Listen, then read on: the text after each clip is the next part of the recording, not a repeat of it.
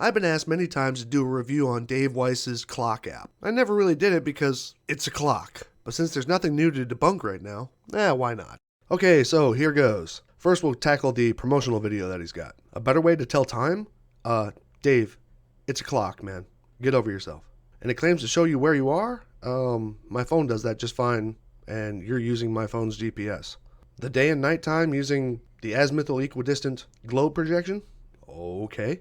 The sun and moon positions, which they are not.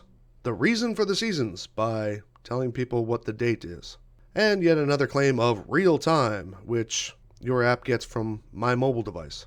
So it lets you do 12 and 24-hour time modes. That's not new. A countdown alarm, but only one. The weather was provided by the Dark Sky API, which gets its information from the NOAA. You know, satellites and stuff. Hey Dave, why did you vertically compress this image in the background here? Are you trying to make it look like oval star trails so you can support your flat earth claim? I thought modifying images was bad.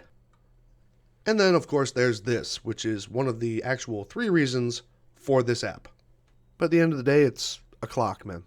So let's get on to the app review. Now first let me say that for the same reason that most flat earthers think the sun is in the clouds, or that it shrinks and grows, I have to apologize for the fact that I accidentally had my exposure set wrong on the camera filming a portion of this review. So sorry if parts seem a little bit overexposed. And the reason why I filmed it with a camera was because of the fact that so many people experienced, as well as I did, the instability of this app, so I didn't want to screw with the recorder. And plus it doesn't work on BlueStacks. And no, I didn't complain to Dave about the instability of his app because given the reviews that he has online and his responses to them, he's just going to blame me for it anyway. Learn some customer service skills, Dave. Really. The advertisement-rich privacy and terms, which also proudly admits that neither Dave nor the app designers had any part in actually writing the thing, actually got me stuck on the ghostwriter's site, so I had to shut down the app and start it over again. But then once back in the advertisement-rich privacy statement, among other things, it also says that this app does not address children. But that's a lie. There is children-targeted material inside of this app, but you'll see that as I'm going along. And then while I was trying to do this, the app crashed again, so I had to restart it. So here we are in the clock app. And here's the first window. Though it's a little bleached out here, it says, you need to allow locations permission to see the latest weather and use the tracking in Friend Finder. Now, I don't know about you, but offering location tracking to folks who generally seem to have a problem with their locations being tracked by corporations sounds kind of odd. Just thinking about your customer base. Next window. Oh gee, I would love to my referral code, but I don't have one. And then here's some other permissions, and I forgot what this one was, but anyway. And here we are. So I'm going to run through this rather quickly, because this app is really nothing more than a widget collage with 2 clocks on the same face. First, the settings. Oh my god, there's ads in the settings? Dave, tell me again that this isn't just an app to make money? I mean, really? The settings are a jumbled mess. It kind of reminds me of one of my PowerPoints when I first gather all the information that I plan on using when I make a video. This is really a collection of visual mods and more ways to clutter up your main screen and show a 24-hour clock as a 24-hour clock. Oh, and when I tried to change the compass from stupid to normal, the app crashed again. I guess that's just another thing that doesn't work on Flat Earth, eh Dave? So all in all, this is just some jumbled settings and links for ads so Dave can make money. Next. Now we have the question mark button. Usually a question mark stands for help or the page content descriptions or something like that. Nope. This takes you to a battery of YouTube playlists which you can get for free. On YouTube. But why are they here? Simple. So the content creators, to include Dave, can get paid. Now this is where the shopping cart button brings you. I have to say I have absolutely no problem with a short list of products and swag when it's clear to the user that that's what that button's for. The user knows that they're entering a product area to purchase stuff. Hey look, I thought Flat Earthers said that there are no Flat Earth models, and yet here's Dave selling them. Next to t-shirts, swag, and what the hell is this? Truth smacks with a dose of Flat Earth? What are you selling people, man? Dirt? Anyway, just another way to make money. This web is, I guess, the internet, even though so far everything is from the internet. Look, more links to sites and stuff on YouTube. And wait a minute, wouldn't you consider this addressing kids? I thought your term said that you didn't address kids. And I really wonder what the Sesame Workshop and Muppets Inc. would have to say about you using their trademark characters without their permission, to promote disinformation. But hey, clicks and views bring money, right? So you should have enough money to hire a lawyer. So this is the books button, and the very first object is a book for kids. I thought you didn't address kids. Oh well. Links to Amazon make money for you, right, Dave? And I guess this thing means study material here, and once again, addressing children, and these are just groups of stuff you've already seen to make Dave money. By now it should be clear to you that this app is all about making money. So here's the language button. Yay, it changes the language of a clock. This is a link to Dave's clock ring. Dave's clock ring is supposed to be demonstrating the division of sunlight and darkness, which even here in this picture shows that it doesn't even match up. So Dave's clock ring is useless. This is the map-oriented compass. Apparently you can switch back and forth between whatever the hell this is, or this, which contradicts this. But I did notice you don't have a compass option, which actually moves with the user. You know, so folks could actually check the accuracy of your map. Wonder why that's not there. This actually shows you zodiac symbols, but what's really kind of odd about that is zodiac symbols are apparent during different times of the year, not different times of the day.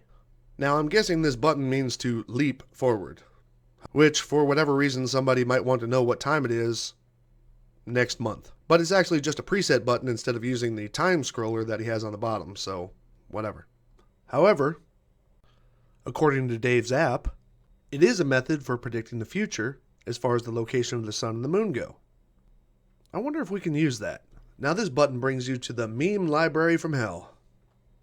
This is a library of memes and other digital propaganda for social media. It's funny because flat earthers will make memes so that other wannabe flat earthers will just believe them and repost them, having performed absolutely no check to the legitimacy of the claim.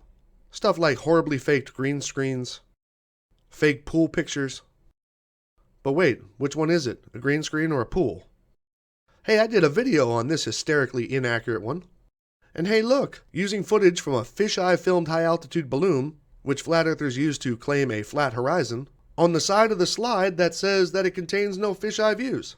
I thought you guys researched stuff, really. Hey Dave, how come this one didn't make it as one of the backgrounds for your clock? Anyway, this is a graphical simulator of currents and flows of different types, gathered by satellite data and ground-based stations. But the flat earthers here decided to use the AE projection of the globe so they can make it look all high-tech, this is how we track flat earth type stuff.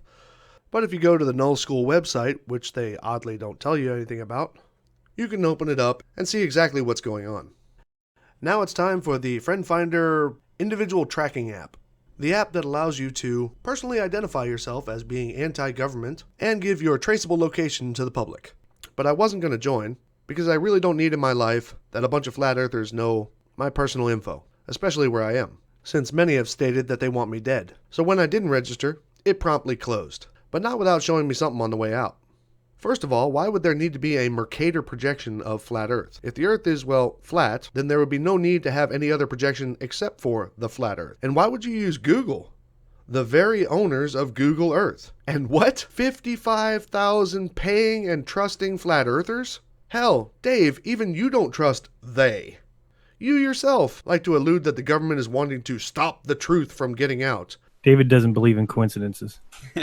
Well, you know, I'm not saying that foul play is at hand here, but you have to look at it. You know, Globebusters is literally banging on the door of one of the biggest secrets in our world, which is that we don't live on a globe. We'd have to be naive to think that the powers that be are not watching an experiment like this. They had every opportunity to, if they wanted to, interfere with it.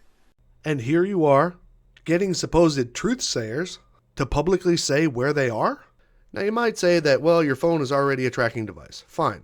But now it's a tracking device with you identifying yourself as a anti-establishment, telling the world that the government lies, flat earther. Doesn't that actually kind of say, hey, guys in the black suits, here I am? And I even have my questions about 55,000. I did some generous numbers of the upload count and compared them to the predicted uploads on Apple, because Android says you only have 10,000 plus installs of your app, and the next increment is 50,000. And even being more than fair with my calculations, as well as knowing that the install count is not an active user count, but rather how many folks initiated an installation of the app, even if they uninstalled it right afterward, because you do have plenty of complaints of instability, to include the things that I experienced using your app. which, again, publicly you blame the user for that. And given your customer base and how few trust the government, amazing how much information you can get out of location online, how the hell do you have 55,000 people who paid for the app and paid for the friend finder service? Did you inflate this number? Or do you share with other apps which your user did not agree to? But you know what? Screw it. Let's take that 55,000 as fact. This means that 55,000 people paid $3 for your app, which totals out to $165,000. Now, of course, Google takes their 30% off the top, which gives you about $110,000, which, though it sounds like a big loss, you have your subscriptions of $1 a month, revenue from swag, revenue from Amazon, revenue from YouTube, revenue from Patreon, so I think it's safe to say that you got this 30% back. Hell, to be honest, I bet you have probably made more money off of this disinformation app in the past 3 years than a majority of your followers made with legit jobs. And what have you done to further your cause and add to factual information, other than making podcasts from a room in your house? Well, the answer to that question is nothing. Not a damn thing, Dave. Hell, Dave, isn't this you? There's about 100 different companies that you can spend a lot of money to go on a little guided tour of just that peninsula, but all of those companies are owned under one umbrella. One person controls them all. They don't let anybody explore Antarctica. Well, except for those who have explored Antarctica. Right, Dave? With your $165,000, you could actually book a trip at the drop of the hat with that kind of cash and see the 24-hour sun and even take some measurements of stuff. But you won't, because you don't want to sacrifice your cash cow. And nobody cares about the excuses of, oh, they don't let you run around and explore in Antarctica. Dude, it ain't the Catskills, man. The environment of Antarctica is more harsh than your average day trip. You make it sound like you can't walk around the mall the way you want to. So I guess we'll all be looking forward to you using the revenue from this app to actually book a trip this winter to Antarctica. Anyway, so all in all, this is an unstable app purely aimed at making money off gullible people who do not check the claims in its content. So I'll go ahead and do that for you. Check out part 2 of this video, because I didn't want it to get lost in the back end here, where I am going to bet Dave, my channel, and specific sums of money against the integrity of and continued existence of his app. See you on the next video. Y'all have a nice day. Oh my god.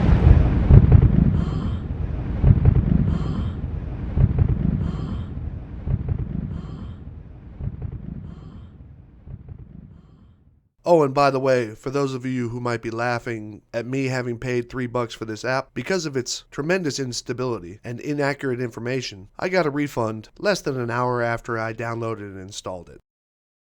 If you want a real app that's going to tell you about the world and the universe around you, get Stellarium. It's free. And it's got a clock.